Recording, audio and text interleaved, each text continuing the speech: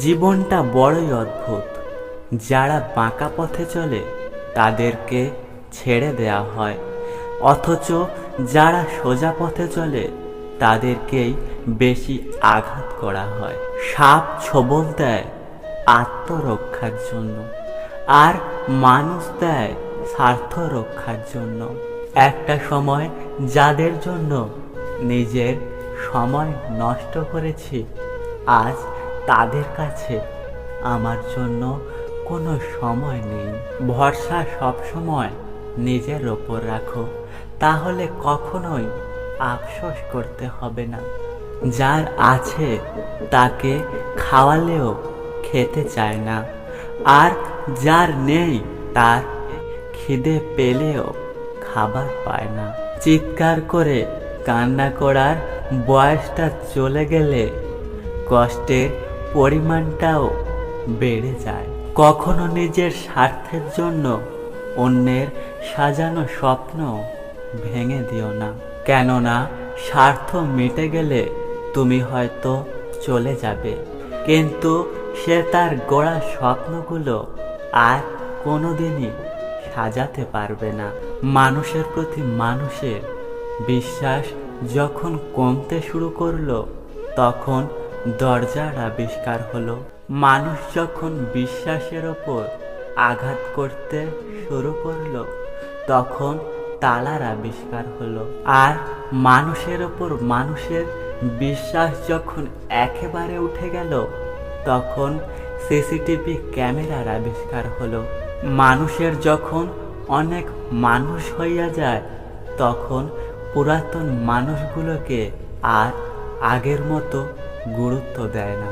পৃথিবীতে মৃত লাশগুলোর জন্য সবাই কাঁদে, কিন্তু জীবিত লাশগুলোর দিকে কেউ ফিরেও তাকায় না। শিক্ষিত ব্যক্তি অহংকারী হতে পারে, কিন্তু জ্ঞানী ব্যক্তি কখনো অহংকারী হতে পারে না, কেননা অহংকারী ব্যক্তি কখনো জ্ঞানী হতে পারে না।